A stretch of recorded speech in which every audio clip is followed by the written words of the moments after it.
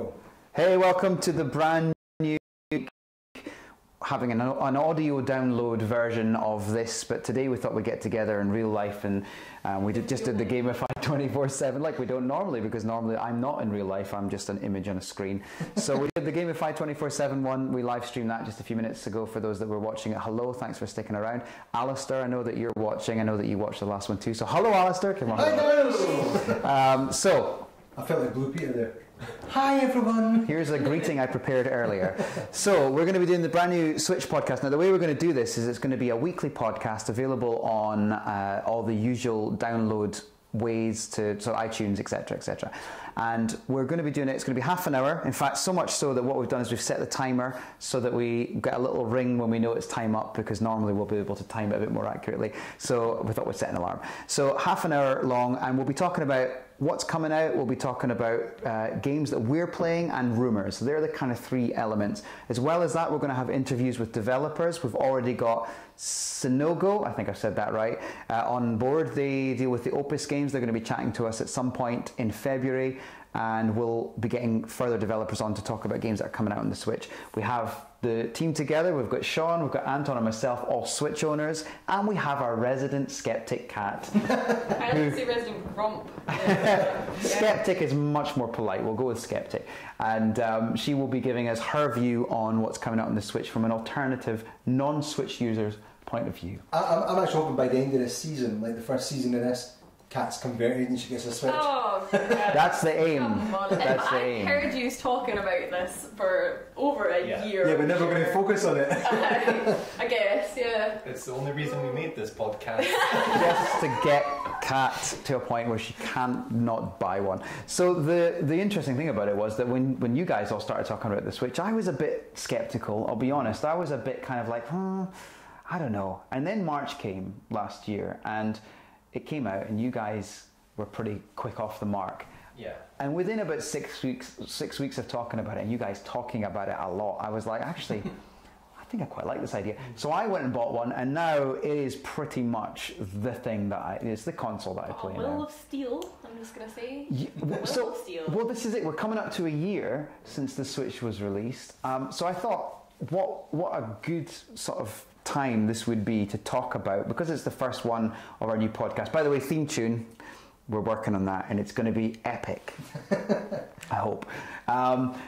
So yeah, it'd be a good time to talk about the first year of the Switch and how it's gone. It's been a big year. Let's start. You looked at me and I was like, ha! Let's start with Anton. Oh, hi. What do you think of the very first year of the Nintendo Switch? The thing is very interesting. I think even for like hardcore Nintendo fans, everybody was a little bit hesitant going into the Switch. Like, I invested heavily in the Wii U.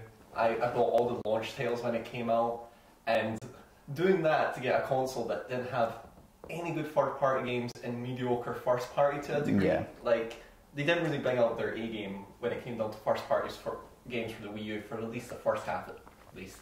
So I was skeptical going into this console, and I think on the scale of us being skeptical of Switch, it was probably Cat, Bottom, Mike, me, then Sean. That's probably About fair. 5 of them. That's right. I think that's like true for pretty much everything though. Like, I'm the bottom. That's fair. That's fair. So yeah, I'm pleasantly surprised with the Switch. I didn't expect to like it as much, because I'm not a big fan of handheld games. Because I don't like the idea of paying for games that you could just have, like when you're paying the same price as a full console game for half the game. So the Switch has finally became like my favourite console. It succeeded the Wii U, yet I was bashing it, what was my favourite console, and I absolutely love it. And I'm surprised at how successful it's been. Like, I don't think anybody saw it. Like, we were Remember, kind of I'm sure predicting we've it. made fun of it, or I made fun of it. I think I did You know, when the early first on. advert came out for it, when The it was Switch? announced, yeah. You had her playing it at parties and That's right, yeah, I remember was that. making fun of that loads, because At least like, You were? you're gonna sit there and play that at parties. And like, as if you're gonna whap that out on the plane. Well, hey, I think we've all been there. The Switch we're talking about. The Switch, yeah. Fun that you talk about the plane. Really funny. Before we get Sean's opinions, I just need to, before I forget this, I did whap out the Switch on the plane. I had to be careful. I had to just make sure I phrased that right. But the Switch on the plane, and I did. And the steward, the air steward, said to me, "Oh, so you're playing the Switch?" And I went, "Yes." And he goes, "I don't have that game, but I've got mine back there," and I play it in between when I'm serving. And that for me was the first sign that, yeah, there's something happening with this console. I'm playing it in public, and rather than being kind of like, there's that sad guy with that sad new console, the guy was like, no, this is really cool. And I think that was the same for everyone. I play my Vita at work. So do I, but I think because it's Nintendo, I think this is the thing is that with other with other handhelds like the Vita or even the 3DS, it was just a handheld, and I think that was kind of seen as that. I think the biggest worry we had with this was, is it going to work as a handheld as well as something that you can have at home? And I think my worry was you're going to take this device, which looks slightly bigger than your average handheld, and it was going to look like you just taken a computer, some sort of console from home and were playing it in public. I thought about it as well. I was like, the Wii U had the weird big old plastic. Yeah, that's where I thought it was going to be. That's the vibe that I got as well, where I was like, I would never take that out in my bag. You would feel almost kind of self-conscious about doing it, yeah. and that's... But the design and everything makes it not embarrassing, so it's like a tablet. It's a great design, and I think that was one of the first things that caught me about it, was that the design. They've designed it so well, and whether you go with the Joy-Cons off, it still just looks like a tablet. If you put them on, it looks cool. So I think they got that right, and that hybrid thing... They actually delivered on it. Yeah, like the thing I find amazing is like, I used to commute like daily every year, like 2 hours both ways. So I was on the train and it just put on there with the kickstand, and it was very leisurely. Like you forgot you were playing a handheld because the screen's pretty close to you, so it's just like playing a normal game. Yeah, it's surprisingly console-like. Very console-like, and the stands are great. And I like the one that's there. It's perfect for the train journey that you're on for more than a few hours. You've got the controller. Don't do the controller on the planes because depending on the flight, you're not allowed because of the Bluetooth thing. I found that out when I tried to, and then went, oh, wait a minute, I'm not allowed to. And then they said, yeah, you got to use your handheld. So that's the only thing. But I think you're right. It is like a console experience on the go. Sean, it's been a year. You were very much behind the Switch. In fact, you were the one that saw it being a success before. I saw it. I called it. Anyway, well, you did, to be fair. Well, I think like with the Wii U is I loved the Wii U, and I think it was a shame that it kind of died off. But I can see people's complaints with it. The fact that it was literally tethered, essentially. You could take it for 10 yards or 10 meters or something that it cut off, and then on top of that, when you look at it compared to the Switch, just the build quality, the Switch is so much better. It's everything you wanted the Wii U to be, essentially. And I think that's what a lot of people saw, was they now saw this machine that was a bit more sort of kind of edgy, a bit classier looking. It wasn't looking a bit more like a Fisher Price toy, which people sort of complained about. And yeah, like we're getting all the games porting over to it and stuff like that. But at the very start, before we actually got the big main event at the start of the year last year, I was kind of dubious of it myself a little bit. I wasn't quite sure it was going to work. I thought the actual the Nintendo event they had in Japan, when they came out and showed it and they were talking about the HD Rumble and stuff, I thought, God, this is really cheesy and tacky and stuff. But and the launch as well, I was quite down on the launch. I thought the launch was a bit crap. I thought they've only got one big game, which was Zelda, really. And I was kind of disappointed in it. Which was available on the Wii U as well. Yeah, exactly. It was coming to the Wii U as well. And it was delayed for like 2 years or something. So I was kind of not really totally behind it, but I was quietly optimistic at the same time. And I think it was shortly after I started playing Zelda Breath of the Wild, and like Anton's saying, you forget that you're actually using a screen. I was I sat and played that game for like 18 hours straight one day. I sat and played it, I was plugging in my charger and everything. I was sitting there, and it was amazing how easily you get immersed into that world. Yeah. Whether it's Zelda or not, but I think just the screen, you kind of just forget it's there. And you're just sitting playing, you take off your Joy-Cons, and yeah, I've just loved every single minute of it. I wish I could play more of it, but there's so many games coming out, I'm not really sure what to do. But the actual console itself, I think it's been amazing. And I said, I'm not trying to be big-headed here or anything, or boost my ego here, but I said ages ago I thought it was going to sell better than the Wii Soul.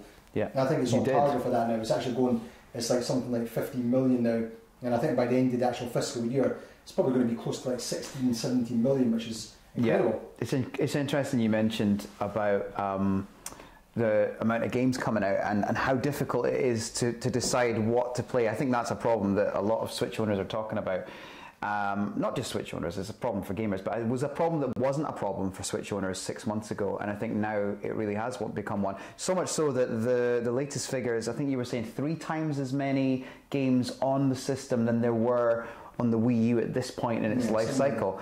That's great, that's amazing. There are a couple of issues with that. One is the amount of mobile games that I've seen ported over recently is mildly concerning. I don't mind a mobile game being ported over if there's obvious benefits to the control system or if there's an upgrade or whatever. I do mind shovelware essentially, which is a problem. And the second problem with that is just simply the amount of ports that are coming that are not up to the standard of the other versions. Now, luckily, that has been less than I thought it might be. I think there's a lot of games that are very, very close, and they've done well to optimize them to work on the Switch. And that's great. I'm happy with that. I don't mind that.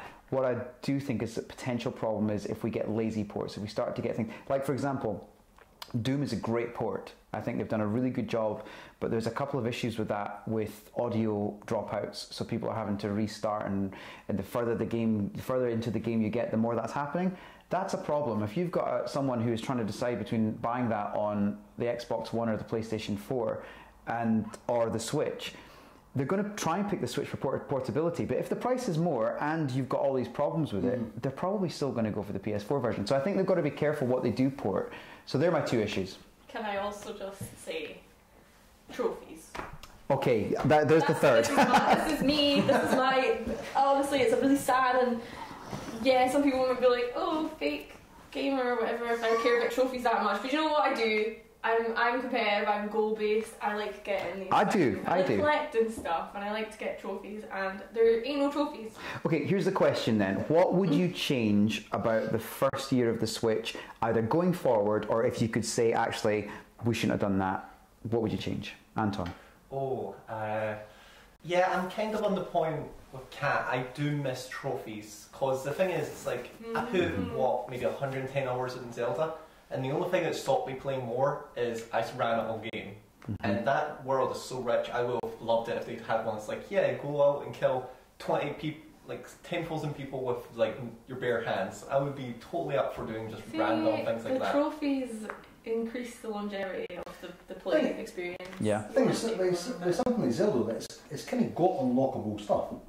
So you unlock things as you get more. You're not a trophy you hunter. want to show off to other people, Sean. I'm just going to say it. I would agree. I probably look like the sort of person who likes to show off to other people. Let's be honest. How many of us here, Sean excluded, because we know he's not trophy led, but the rest of us, I guarantee that you have gone on to someone you know on their profile and done compare trophies. Oh, every single person that asks me as a friend, I will do it, and I will take pride in how many platinums I have versus because I'm like, I've worked for these platinums. So that is a thing. There is rumours. There are rumours that they're going to introduce something because the new online service is coming in September, I think it is. Is it September? Yeah, it's been delayed until September. I think it is October. Yeah. £20 a year, they think, or thereabouts. They say that people are going to be really, really happy with what they've introduced. My prediction is that there's going to be some sort of trophy-based system introduced at that point. That's my thought. That would be good. I would enjoy that. And also, another thing I've got since I'm airing my gripes is no Netflix. In America, we've got Hulu, so that suggests to me that will happen. But again, like for a portable as well, like with, you know what I mean? It's a no-brainer, I think. This is something that I see a lot of time on forums and stuff, and it always really bugs me. As I really want these things as well. Netflix, Hulu, YouTube, and stuff. I think these things should be standard on the Switch, along with browser as well. And people keep saying the same stuff. I'm like, what's wrong with you? You're kind of mental in the head or something. But they keep saying stuff like, yeah, but you've got like a mobile phone. And then what are you using on a mobile phone? I want to use it on my Switch. Exactly. It's like how much bigger, like if you're carrying that around your back with you every day, and you've also got your phone, which is like this size, which one are you wanting to watch Netflix on when you've got a minute? That one. It's bigger. I think as well, like, companies want you in their ecosystem as much as possible. So for me, it makes sense, regardless of whether it's Nintendo, but let's take Nintendo as the example, obviously, for the Switch. It makes sense for them to want you to be on their platform every single opportunity you can be. And if you're having to take out your mobile phone or go into your PlayStation 4 to watch Netflix, that kind of takes away your experience from the console. So surely they want you in there as much as possible. I hate to play devil's advocate here. I can tell. I was waiting for it. The Switch screen's not that good. It's like, it's 6 inches and it's only 720p. It's better than my phone screen. It's a last time what she's on a mobile phone. Because I do sit at work and watch Netflix on my phone at lunchtime, and if I it's not quite a 12-inch iPad Pro. Okay. I'm gonna play devil's advocate to your devil's advocate and say that I think you're right. I think against the standard of the top iPads and other tablets, that I think it's certainly not as good as those. But I think 720. I think at that scale and size of a screen is more than adequate to stream well. And I think that if you're gonna have something, if you're gonna play games on it, stick it on there. You know, even if it is substandard to the top iPads out there, I still think that it would be a very popular choice to have Netflix or Amazon Prime and throw these things on there, you know? However, one thing I think that would actually get me on board with it though, playing devil's advocate to myself now, they have this like on game with the iPad and stuff, picture in picture. That would be amazing. Like you're going through grinding in Skyrim. Sure. Have a video on the corner. Wait. Anton's went from the screen's too small to watch Netflix to wants a picture in picture. Picture in picture on a tiny screen. That's a bit. I was gonna say, like, do you like sit in your room and you've got, because like I've just got like my TV and my PlayStation in my room. I've obviously got my Vita. But I'll watch Netflix and stuff on my PlayStation, and then I'll probably be like, oh, I've watched that episode, I'll play a game now on this same PlayStation. Do you guys like put Netflix on your TV, or like just the TV on your TV, and also sit with your Switch and play it at the same time? Is that, because I can't. I think that. To me, I know I've got my Vita, but like most of the stuff on Vita is like visual novels, so like I need to read. For that kind of game, I wouldn't. Yeah, but if I'm playing Rocket League, then absolutely, I'll have something else going on. Or if I'm playing a game where I know I've got big spaces in between doing intense things. Like, see, that sounds nice to me. I think for me, like this is just my personal opinion. I don't know what other people think about it. I just think like with the Switch, there's times when I've been playing, let's say Zelda, I've been playing for 18 hours, and you just want to take a break, but I want to go and check something online, or I want to watch the TV or something like that, and you're like, right, I have to turn my Switch off or put it off or whatever. Now I've got to go to my computer or whatever. I'd just like to sit there and just chill. So play it, put it on pause. Up with laziness. Yeah, it is. Let's make it better for us lazy people. It's a total convenience, and I think like if they've got Hulu on there, they need to have Netflix and they need to have YouTube and stuff. And I can understand there's people saying that it's maybe a parental thing, they didn't want that on there. Yeah. But I get it, yeah. So. Okay, so we essentially, with a couple of devil's advocates in there, before we get into devil's advocate inception, we pretty much want some sort of TV video streaming system and trophies. There's and browsers. And a browser. Okay, what has been your standout moment of the Switch so far? So this could be a game, it could be an announcement of something that's not out yet, it could be anything. Now, Kat, I will come to you on this because I know that you're looking at this from a different perspective. You can give us a different spin on it, but Sean? I don't know, it's like I'm going to say just playing Zelda. Really? It's like I think going from not really playing Zelda games in the past, this was my first game playing it properly, and I just got so addicted to it, and I think just the convenience of that portable screen and taking the Joy-Cons off, and I just loved it. I just loved every single minute of it, and I think like everything's great apart from those missing additions. That's it. So to me, I'm loving the console, and yeah, I just think they need to tweak those final bits. Personally, surprisingly, I thought when I saw this feature in this thing, I was like, oh, this will be cool for some people. But having the two Joy-Cons for co-op, super handy. Yeah. So it's like, for instance, in between, like, when I have a lecture, there'll maybe be like a 15-minute break in the middle. It's so nice to just put Switch on the table, hand out two Joy-Cons, and maybe have the Pro Controller in your bag, and you can have a three-player Mario Party session just there, like that, on one device. Or Snipper Clippers is really good for it because you don't have split screen. And just having that on the go, And with some games like Snipper Clips, it's like, let's say you've Clips, got great. a 5-minute train. That's perfect. You can just put it on, do a level, and then you're on. Yeah, and great as well if you're travelling with someone else and the two of you want to kill some time. That's the kind of game that it works brilliantly. Lovers on a... What's the one with bears? No, it's dangerous. No, it's a different game. There's a game with the bears on the planet and you have the streams. Astro Bear. I'm thinking of the other game. I was combining two games. Astro Bear is a great example of that because it's a very simple, easy co-op game. You can Joy-Con it and you can play it on the go with someone else. That kind of concept for me works really well.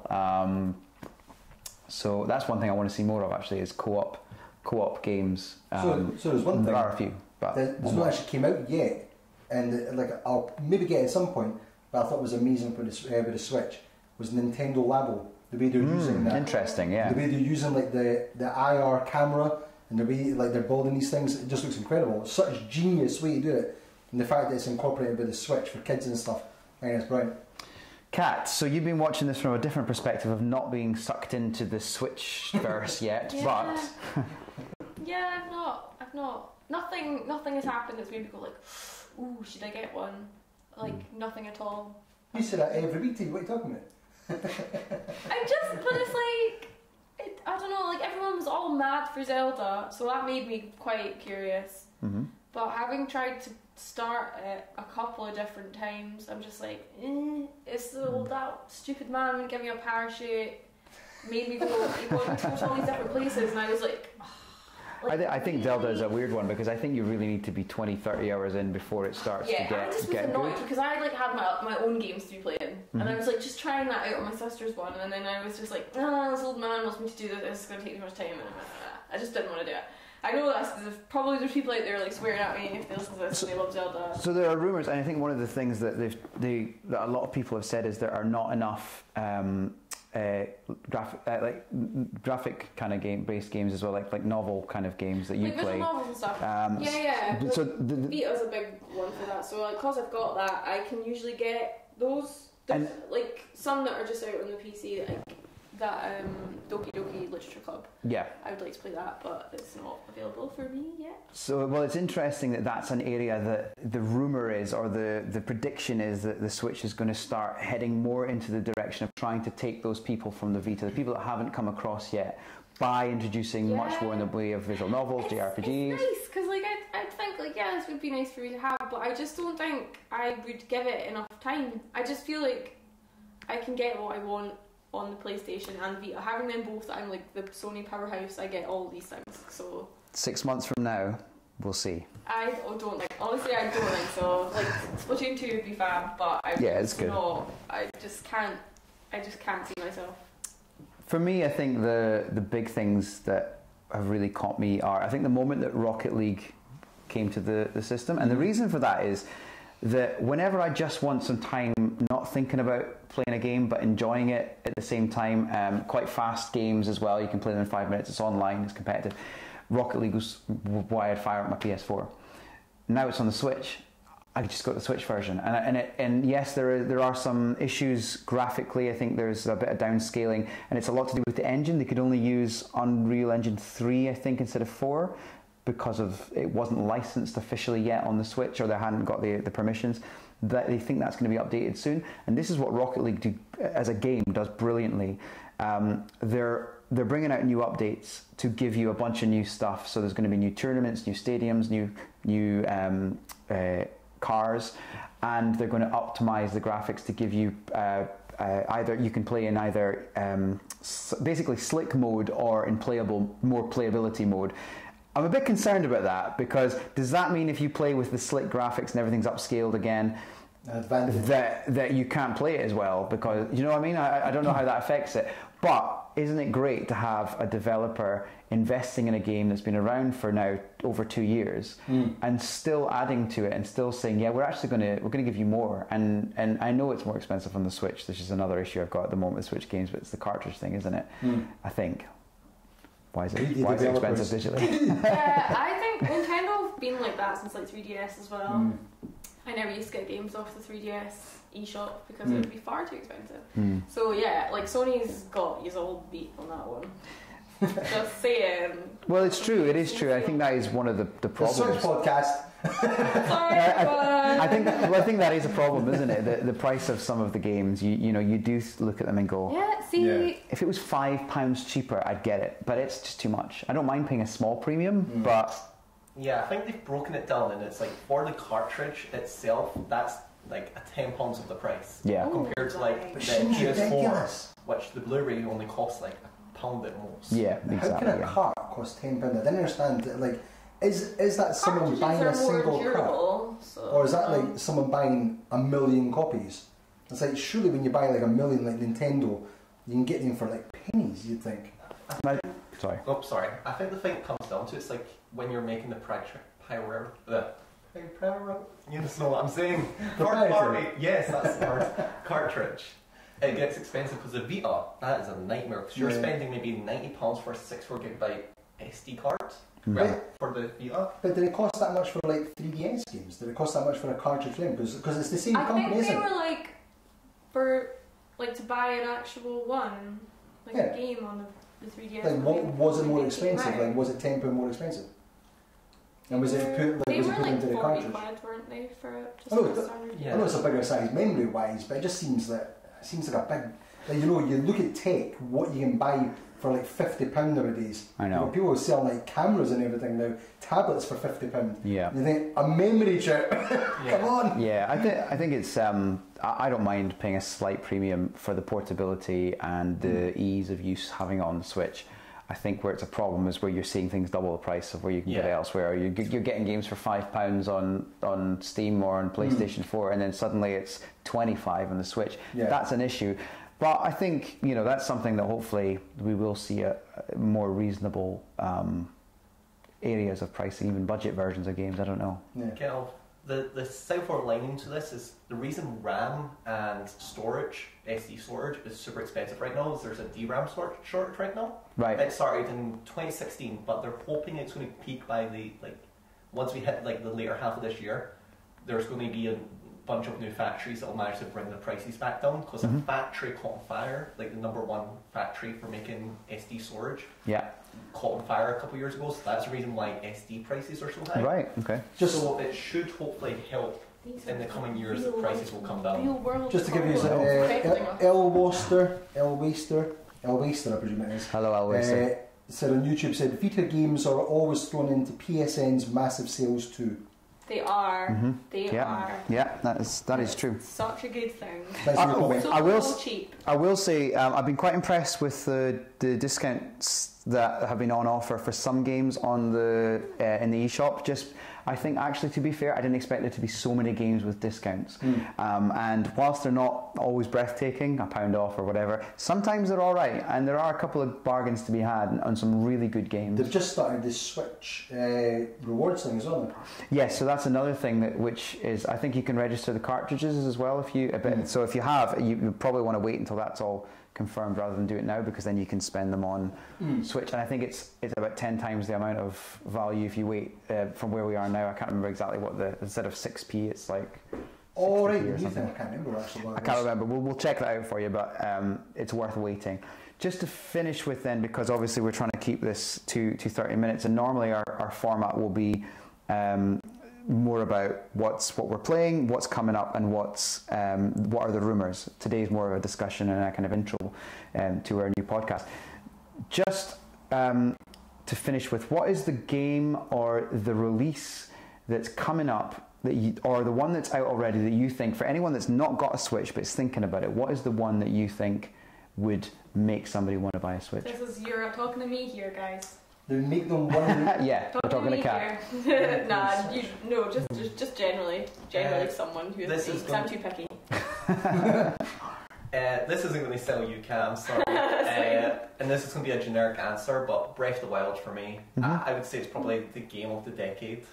Right. Wow. See, I hear Is things it, like this. so and is I'm this just games like, that have what? come out or not come out? It could be anything. Something Switch related that is going to make a non-Switch user want to become a Switch user. Yes, so kind of going on the back of that, I would definitely say Breath of the Wild. The way they handle exploration in that game, and like the natural tutorials of teaching you to play, like having a you can't leave the first room unless you can climb, so forcing you to learn how to climb. That kind of like teaching and tutorials are perfect. Yeah. And I got so invested in that game and lost myself in it, unlike any other game I've had that experience with for years now. I can't even deal with stuff like that. That seems like the best thing ever, but then I just didn't really have that experience. I think games, like, to bring people in, Nintendo Labo is doing it to a certain degree for kids and families. I think we still need to get games like Grand Theft Auto 5, we still need to get Assassin's Creed, we still need to get like Red Dead Redemption, even if it's just the first one. I think we start getting those kind of games. Doom and Alien Noir and stuff, they've contributed a little bit, but I think those games start coming and then we'll start getting much more people coming over, PlayStation 4 owners, Xbox One owners and stuff. So I think they're the ones that will probably drive and grow the actual user base. But current games are out, I think Zelda and Mario. Mario Kart, Splatoon even. I mean, it's like it's such a good game, such a good online setup and stuff for it. The people are still loving it now. So I think for me, all the games you mentioned are potentially ones that would make someone come across the Switch. But I think the big thing is portability, and I think that it's easy to forget that when we're trying to sell, when people are trying to tell someone else about the Switch and how great it is, and because we all love it. I think the biggest thing is that whole thing of I'm able to take the game that I'm playing right now on my television at home and go and take it on the bus to work, or I'm away to go and take it on the train. And I think that is still, for me, the biggest single point that, for me, takes it above what else is available at the moment. Third-party games, I think Skyrim is great, but that's been out on how many systems, but it's great portably. Just to jump on here, El Waster's dropped another comment as well. Let me just get this up 1 second. He says, if the rumours are true that Call of Duty does hit the Switch as well this year, that's going to be a massive user base heading to the Switch. I think that's one thing that, and it's a good comment, because I think that one of the things that's really missing at the moment is proper kind of online shooters that people can. We've got Doom, which works quite well. The multiplayer, I've had a go of it, and wasn't very good, but it was great. It was really enjoyable. I actually really enjoyed it, and I'm going to spend more time on it. Call of Duty on the Wii though. Yeah, and they didn't do it very well necessarily. It was slightly different. They optimised it slightly differently. I think people loved it for the controls. Yes, the controls were really interesting. I actually was very active on like the later ones on the Wii U. Right. And there's a very dedicated audience for the Wii versions of Call of Duty games because they like the motion controls. And on the Wii U, a lot of people like to pick up and play, like being able to just play it. Like for instance, I would play it in bed, which. Bringing that to the Switch is only going to accentuate. So that's the thing, isn't it? If they can do a good job of one of the new Call of Duties, because there's so many that come out all the time that I forget which one we're on. Call of Duty 10.17, World War II, 1624 or whatever. Sounds good. Yeah, sounds great. I think that will really make a difference because, like it or loathe it, Call of Duty is the game that gets people playing, and whether for a lot of gamers you kind of sigh at Call of Duty, but actually it's a console winner. It gets people playing. It's the Halo for everyone. It's very, very true. So I think that will make a big difference. Just to drop in, Sean George also dropped on and says he just got his Switch in the last few days and he's loving it. It's that thing, isn't it? Like, if someone gave me one, I'd be like, oh, thanks. Like, I'll play some of that. Do you think partly it is because, like, is it a money thing? If you had like expendable cash, you would buy them and enjoy them. But well, saying that, I got a Christmas bonus and I got 2 tattoos instead, which cost more than the Switch would have cost me. But it's like I considered it briefly, like what could I treat myself to for Christmas with this extra money, and I thought like I could get a Switch, but then I was like. But then that means, like, when I get this new console, I'm going to have to buy a host of new games for this console. Because, like, I've already got a decent collection on PS4, some of which I've never even played, and I still own it. And I pick up things in the sales all the time on PlayStation, and I'll get round to playing them. PS Plus, I get my free games, I'll add them to my library, won't necessarily download them and play them. It's like, I've got so many things going with the PlayStation that's going to keep me busy for a long time, that if I bought this, I would then have to invest in all these games that I know are more expensive. And there's none that I'm really desperate to play that are only on the Switch. So final point about bringing people across. Nintendo games, the likes of Kirby, we're going to see Donkey Kong, albeit a re-release. Pokemon, it's going to happen. I mean, I get people like those as well. Again, it's like, for me personally, not my style that much. So.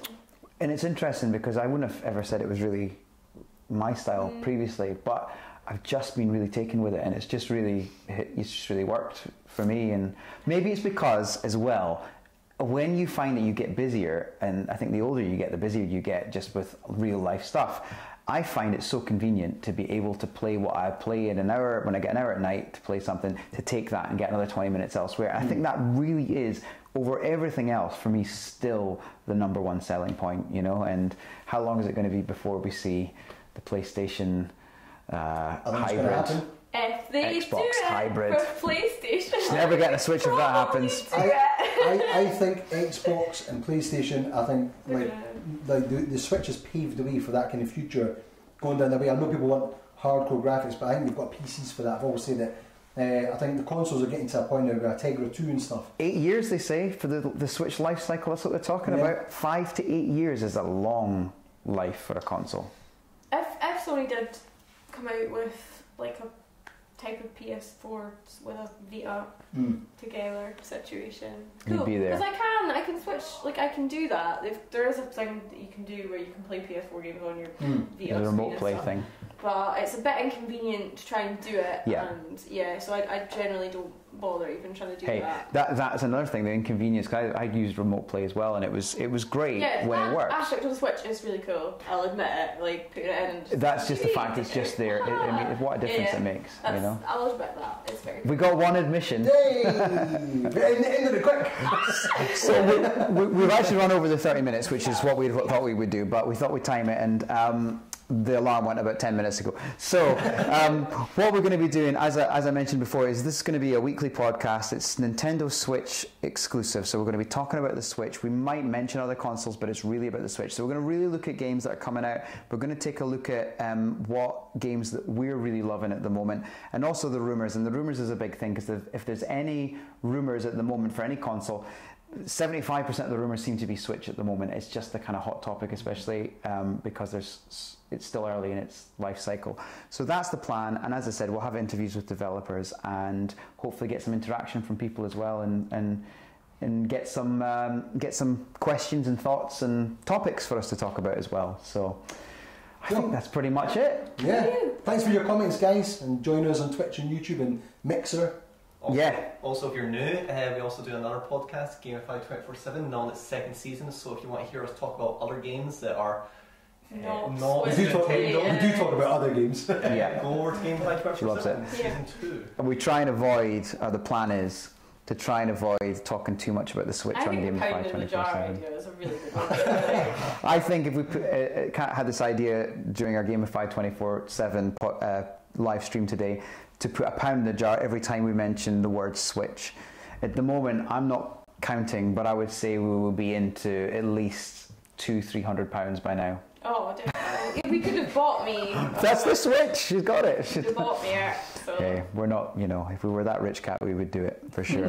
That's it, and thank you very much for watching. We'll be back with the first of our audio podcasts, episode number 2, next week. And thank you very much, and goodbye. See you later. Bye. Bye.